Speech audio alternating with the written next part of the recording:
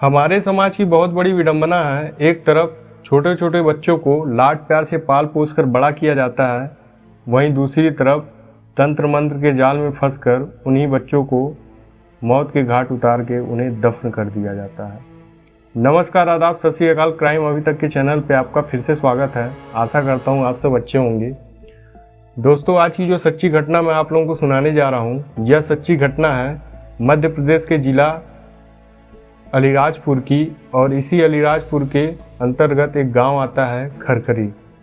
दरअसल आज से 1.5 मंथ पहले 2 दिसंबर 2020 को इसी खरखरी गांव से एक अज्ञात व्यक्ति के द्वारा अलीराजपुर थाने में फ़ोन किया जाता है और फ़ोन करके कहा जाता है कि सर, हमारे गांव में एक मर्डर हो गया है और जिस व्यक्ति ने मर्डर किया है वह व्यक्ति लाश को ठिकाने लगाने में लगा हुआ है। आप जल्द से जल्द घटना स्थल पर पहुंचिए। इतना सुनकर थाने के जो एसडीओपी हैं वो अपनी पूरी टीम लेकर खरखरी गांव के लिए निकल लेते हैं और पुलिस वाले जब वहां खरखरी गांव में पहुंचते हैं उसी स्थल पे जहां मुखबिर ने बताया था। दरअसल मुखबिर ने बताया था कि खरखरी गांव में पहुंचकर फलाने व्यक्ति के घर के पीछे आप लोग जाइएगा, वहाँ जाकर आप लोग देखिएगा 2 गड्ढे मिलेंगे जो कि ताज़े खनकर ही पाटे गए होंगे। पुलिस ठीक वही गड्ढे के पास जाकर खड़ी होती है, वहाँ 2 गड्ढे मिलते हैं। अब पुलिस वाले क्या करते हैं कि गांव के सरपंच को, प्रधान को बुलवाते हैं, वहीं फोटोग्राफी वालों को भी बुलाते हैं। गांव के कुछ माने जाने व्यक्ति भी आ जाते हैं, कुछ भीड़ भी लग जाती है। पुलिस सबके सामने फोटोग्राफी करवाते हुए उस गड्ढे को खनवाना स्टार्ट करती है। धीरे धीरे यह प्रक्रिया चलते रहती है। जब गड्ढे खने जाते हैं, खनते खनते यूं ही जब 2 से 3 फीट होते हैं, तभी कुछ चौंका देने वाले दृश्य सामने आते हैं, जिसे देखकर सभी दहल जाते हैं। दरअसल उस गड्ढे में एक छोटे से बच्चे की लाश मिलती है, वो भी कई टुकड़ों में करके डाली हुई। कई टुकड़ों का मतलब 8 टुकड़े में उस बच्चे की लाश मिलती है। 4 टुकड़े अलग गड्ढे में, 4 टुकड़े अलग गड्ढे में करके डाले हुए रहते हैं। इतना देखकर गांव वाले सब चौंक जाते हैं, सबके दिल में डर बैठ जाती है और धीरे धीरे यह खबर पूरे गांव में फैल जाती है। पूरे गांव से लेकर पूरे ज़िले में सोशल मीडिया में यह खबर दौड़ने लगती है। इतना देखने के बाद पुलिस वाले उसी लाश से, जिस लाश जो बच्चे की लाश थी, उसका सिर सलामत रहता है, सही सलामत रहता है, उसके चेहरे से शिनाख्त करवाती है। तो गांव के किसी व्यक्ति ने उसके चेहरे को देखकर शिनाख्त करते हैं और बताता है कि यह बच्चा तो राजेश डाबर का है। राजेश डाबर, जिसकी उम्र 25 साल है। और यही नाम मुखबिर भी बताता है कि फलाना व्यक्ति मतलब राजेश डाबर अपने ही घर के पीछे कुछ घटना को अंजाम दे रहा है।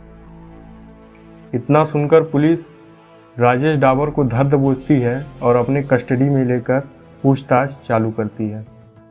राजेश डाबर से जब पुलिस पूछती है तो राजेश डाबर कुछ नहीं बताता। फिर राजेश डाबर से पुलिस फिर पूछती है कि तुम सच बताओ जो जो किए हो, क्योंकि हमें सब पता है कि तुमने ही अपने बेटे को मारा है और तुम जो जानते हो, जो किए हो अपने बीते हुए कल में, वो हमसे बयां करो।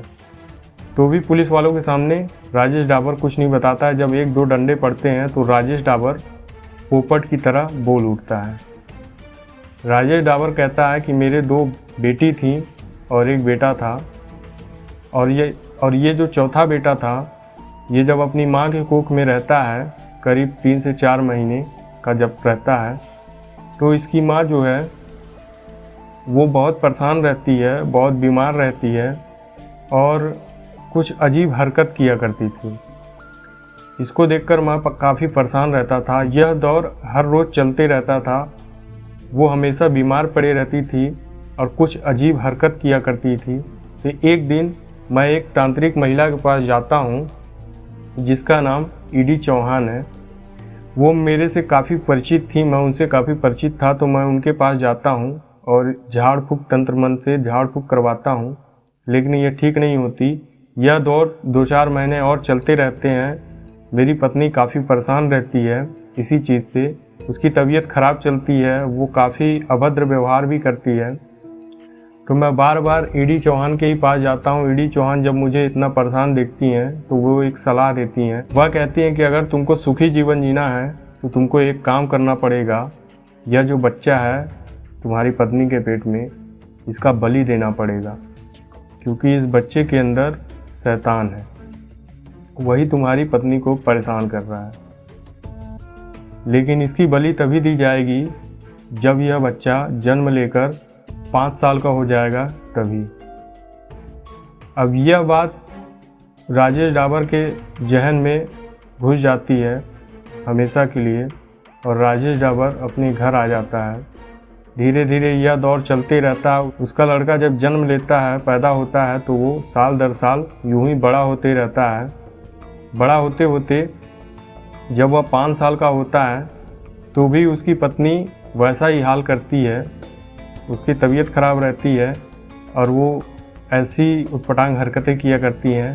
तभी ये जो राजेश डाबर है, इसको उस ईडी चौहान की बातें याद आ जाती हैं जो कि इसके जहन में रहती हैं, और ये वो काम कर देता है जो इसको नहीं करना चाहिए।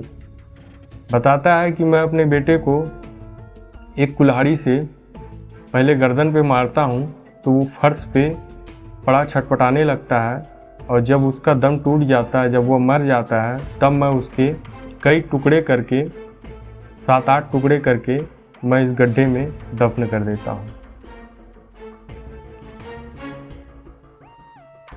इतना सुनकर पुलिस वाले राजेश डाबर के ऊपर कड़ी कार्रवाई करते हैं और उसे हत्या के अलावा अन्य कई धाराएं लगाकर जेल की सलाखों में डाल देते हैं।